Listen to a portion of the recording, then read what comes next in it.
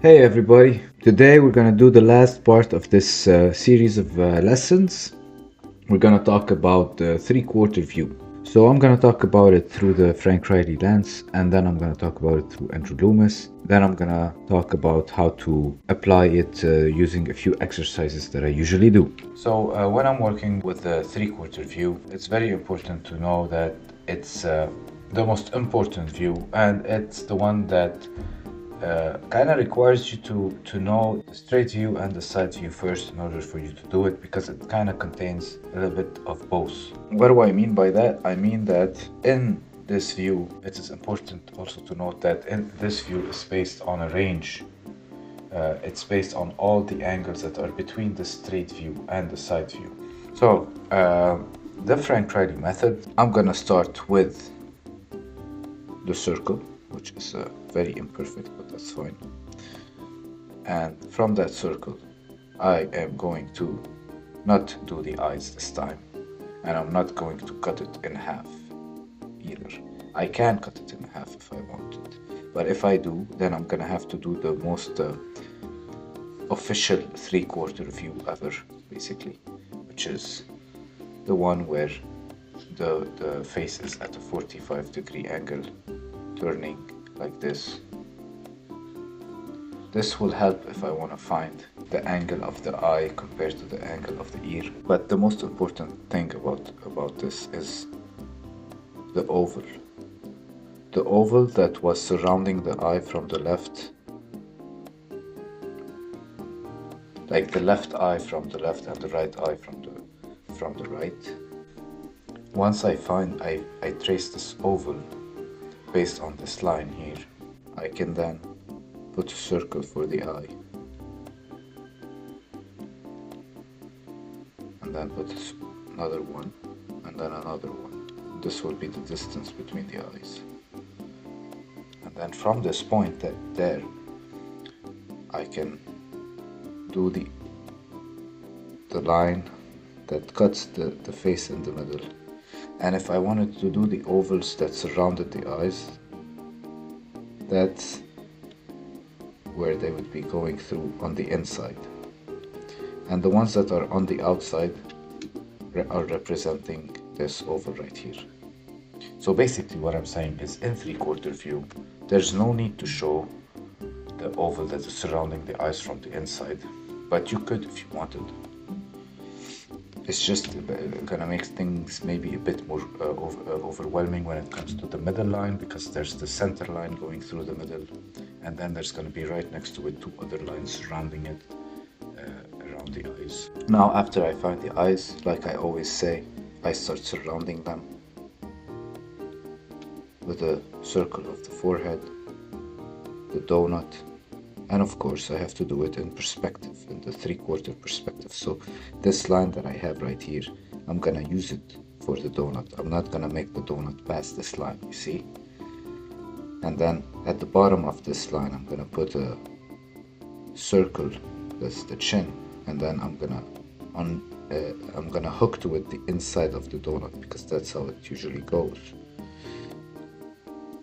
And then I'm gonna make the circle of the nose. That's where the nose is kind of located. And then from the level of the eyes, I'm gonna locate the ears. But instead of using a straight line to locate the eyes and the ears like we were doing in the straight and the side view, since there is an angle going on here, we have to respect that angle. So if the eyes are on this level, then the ears have to be on this level. Therefore, right now, if I put the eyes here and I want to put the ears here, we're gonna put it like behind this line, around this line. So I will put an ear here, and then I will also use it to surround the eyes like I was always doing. Touch the nose, make the mouth, then make the cheekbone. I'm gonna do another one. It's gonna follow the donut, and then complete the other cheekbone.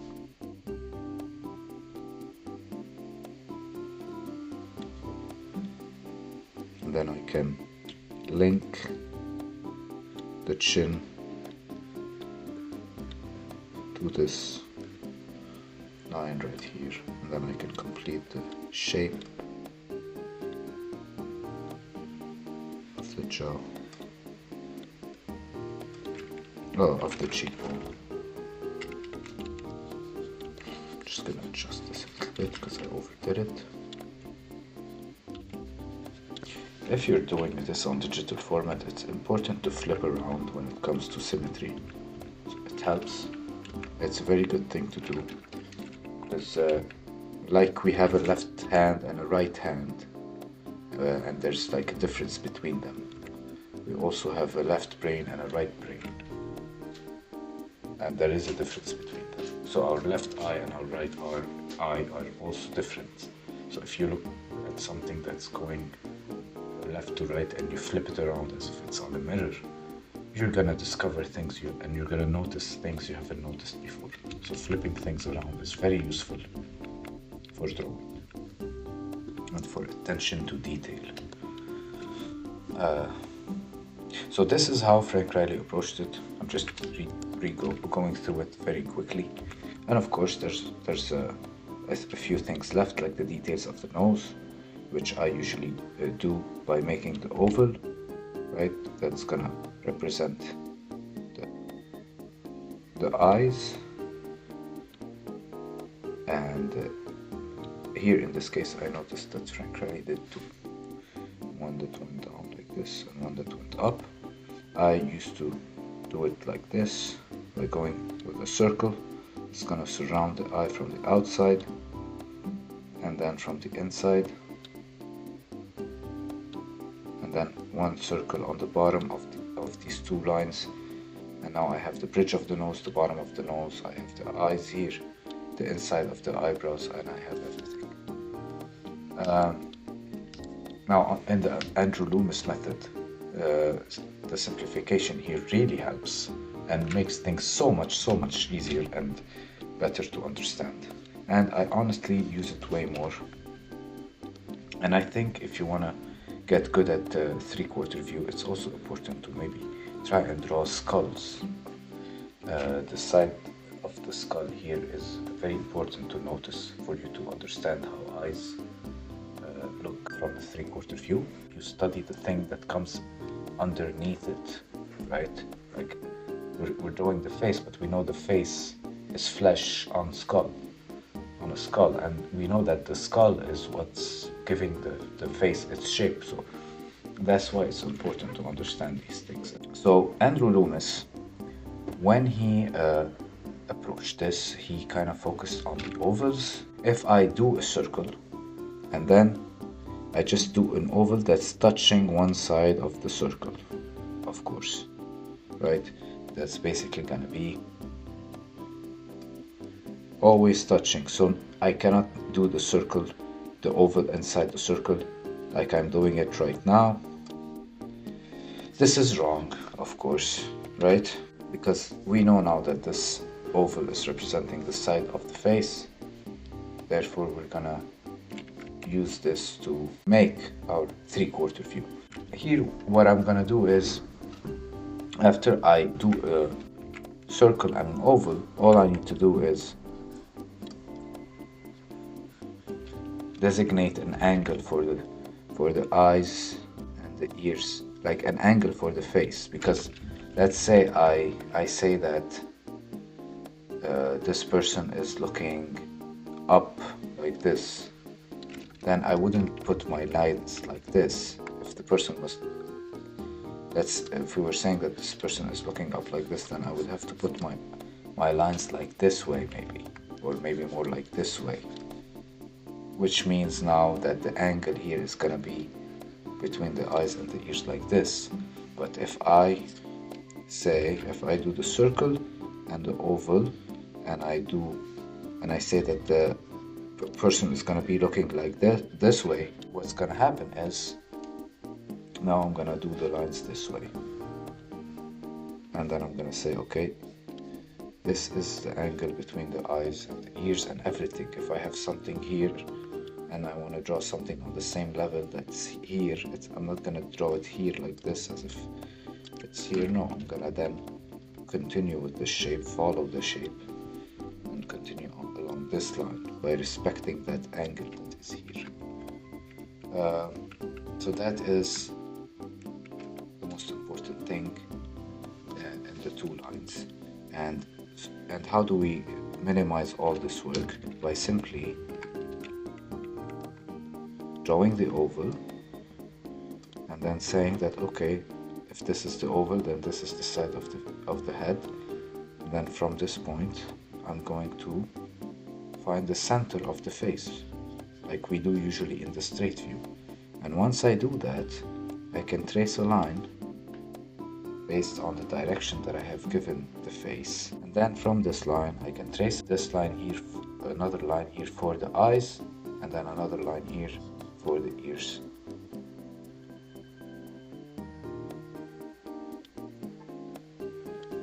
You see? So now it's super easy for me to build this face. What I would do here is, after I find this point, and I find the tilt, I can go ahead and make here a cut here, because I know that the ear is going to be somewhere behind in this area here, or around this area here. Usually that's where the ear is. And then from this point here, I can make the chin. So I like to make the ear because it helps me not feel awkward when I'm making this jawline here, when I'm finishing the jaw, because if you don't make the ear, then this will feel a little bit weird. But you don't have to. You can just simply designate where you want to put your details, the nose and everything.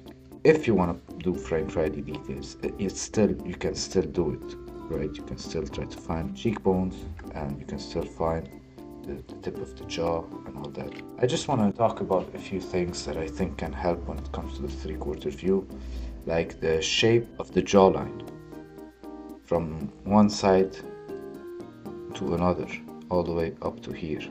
How does it work? Because we all know that the jawline in straight view is symmetrical, right?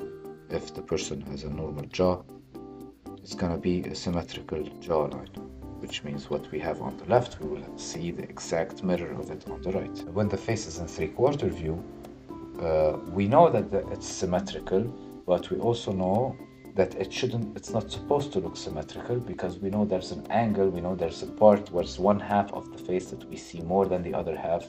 Therefore, subconsciously, we know that this symmetry is supposed to be represented through a lack of symmetry, but that lack of symmetry has to be very precise. It cannot be just asymmetry, any type of asymmetry. It has to be a type of asymmetry that explains to our brain, if we flip it to the straight view, that it will be symmetrical. That's how it has to look. So this is a little bit complicated if we kind of reach that point and we want to be kind of correct and precise, and try to make the person have the exact same symmetry in their jaw. But how do we simplify all this complication? By thinking of two simple letters, the S and the C letter. It depends, of course, on the person's head direction, because the person in three-quarter view might be looking to the left or to the right, which means what? Which means the S letter, for example, in this case, if I flip the canvas now, you will see the S, and here you will see C, the letter C, and here you will see the letter S.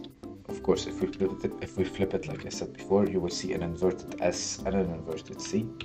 But this is the spirit of it, that if you want to preserve the symmetry of the jawline, you have to think about this mechanic right here, that there's gonna be a part where it looks like it's simply cupping, and another cup when it's going the opposite, and then going back into the shape of the eye, therefore creating a certain type of S shape. And at this point you can just have fun and do a bunch of faces. So that's the best way, I think, for someone to approach the three-quarter view. You start by putting this image in front of you and trying to draw what you see, and try to make sense out of these complications a few times.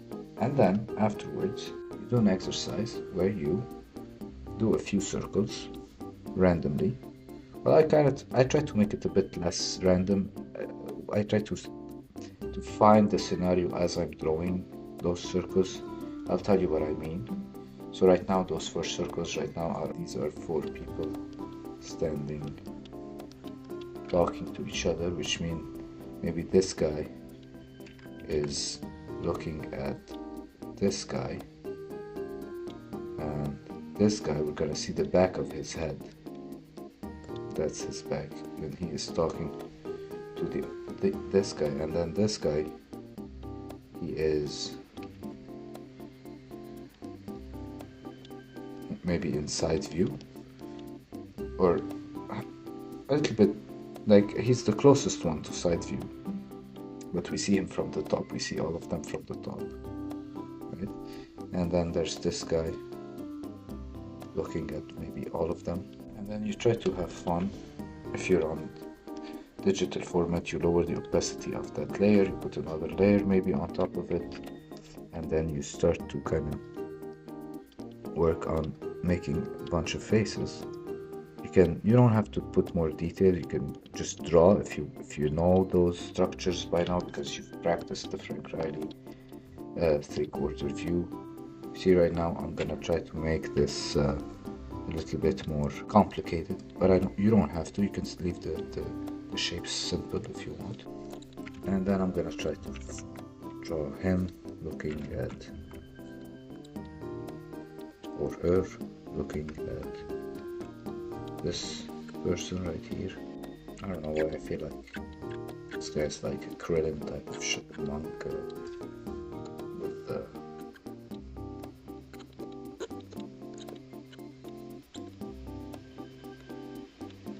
robe and everything. Oh, am I making all of them bold? That's fine. It's the faces that count now. Now this one here, maybe it's gonna be a bit of a challenge. Just think of placing the ear. This is the side of the face, which means the eye is on the other side here, which means we might see a little bit of the wrinkles, and then the ear is gonna be around here maybe. Then we're gonna see the cheekbone here, right? And if the person is smiling, we might see them smile here. And that's gonna be the neck here. And then there's gonna be the shape of the head. I don't know if you've noticed, I started with this circle and I then found the oval to create the face and ended up using way less than I needed. And that is very, very normal.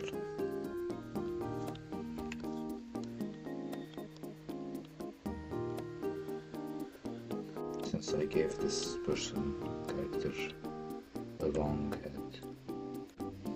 So now I just drew the faces. Of course, if I enjoy this and I just want to keep going, I could just keep trying to draw something out of this scene, try and make a scenario out of it.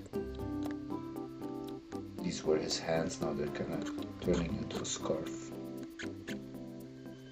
This is starting to become his whole body right here. And I could just keep having fun by making this into a certain type of scene between 4 people or more. So this game, I think, is a very important game for 3/4 view, and this is again how it starts. You start by just drawing a bunch of circles. They don't have to be perfect. And then a bunch of ovals. They also don't have to be perfect, they just have to be always touching a side of the circle.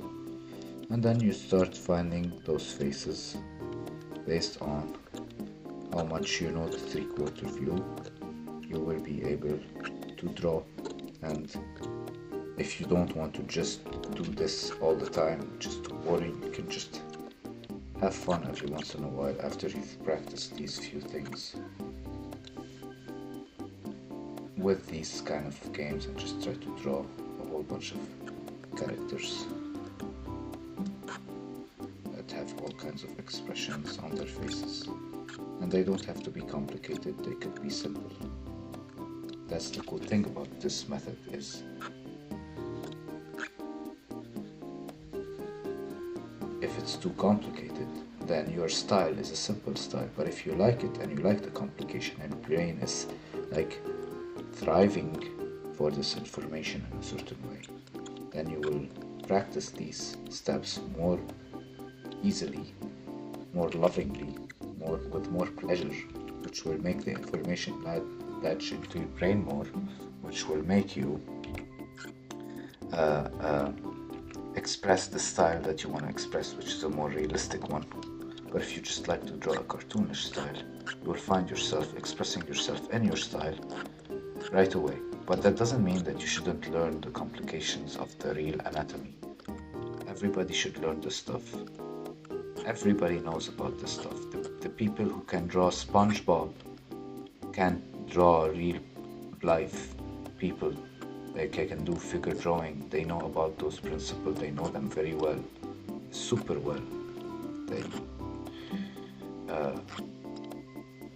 That's why they can make SpongeBob, even though it's a very simple character, looks so appealing. Not just because it's a square and it's cute and it's designed a certain way, but also because of their knowledge of how it can express itself like a human, and how they can make those super interesting looking expressions that represent certain types of attitude that are extremely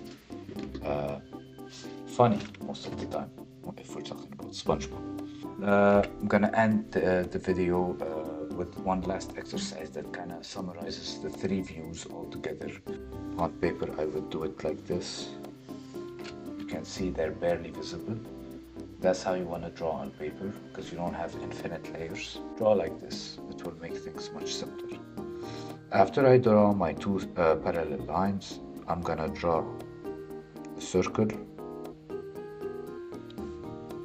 and then leave some space. Let me move this a little bit to the left, and then I'm gonna draw another circle that touches the two bars, the two lines, parallel lines.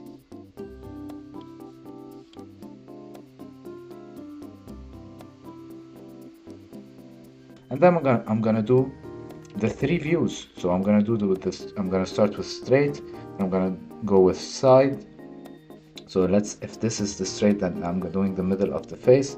And here at the middle of the face is gonna be maybe going to this side or the other. And then the 3/4 view is gonna be kind of going like this, right? Because like the oval is gonna be somewhere like this, right? So if you just remember these lines like this and like that, like this, you can kind of start drawing a character. Now here's the thing, in this exercise what you kind of need to do is, if you designate, like you say, I'm gonna put my eyes here, and it doesn't have to be realistic, it's just have to maintain as much as possible the same character. Okay, so let's say I make my character super cartoonish. I give him very big eyes like this, simple eyes, no eyelashes, no nothing, circle and a point in the middle. And I know and I see that there's this distance between them, so half of it is like this, so the eye is gonna be maybe like this in side view. And I try to respect where I'm gonna put it, where I put it originally, so that it stays at the same level. And this one here, like that. Then afterwards, the nose, I put the nose here.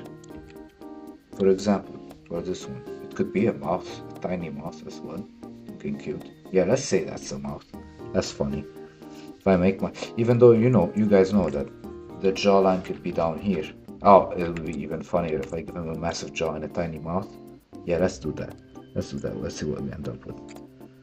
I'm gonna give him a nose, an even smaller nose right here, a tiny mouth, and a massive jaw. Alright, so let's say this goes here, and this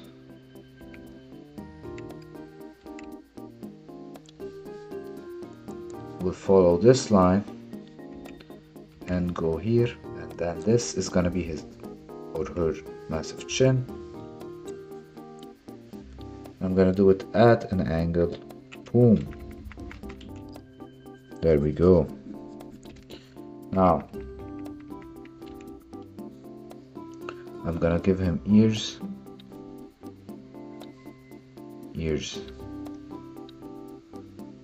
That's a jaw that's super weird, but that's fine.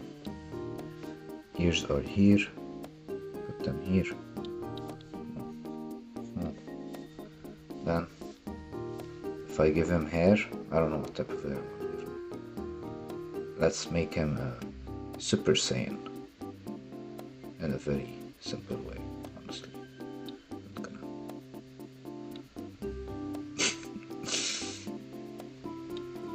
What kind of Super Saiyan are you?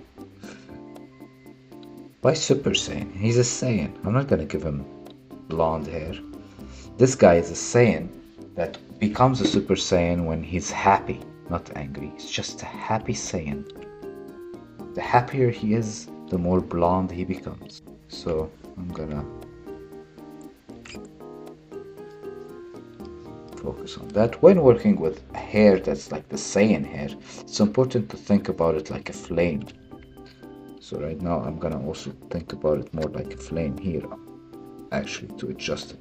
And that's what usually happens. Sometimes you have to adjust not just on what you're working on, but you have to go back and forth between the initial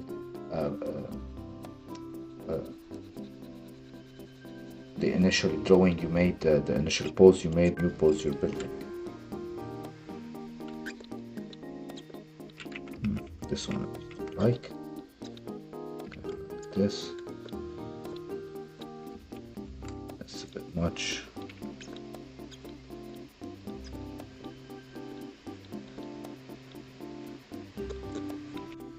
And this.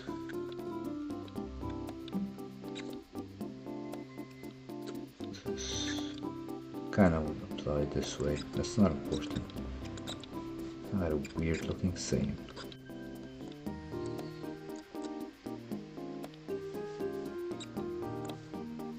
The eyes are gonna be around here.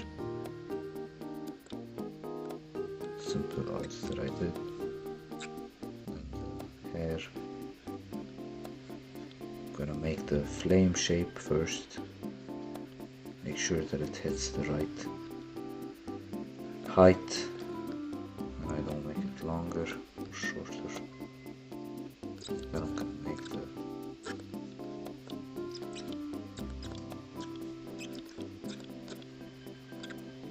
Alright, so this is the last exercise you can do to kind of merge everything together when it comes to the face, and how to apply Frank Reilly and Andrew Loomis into all of this as well. I hope this helped, and like I always say, try to send me what you do. Try to join our Discord community and send me whatever you draw there, and thank you for watching.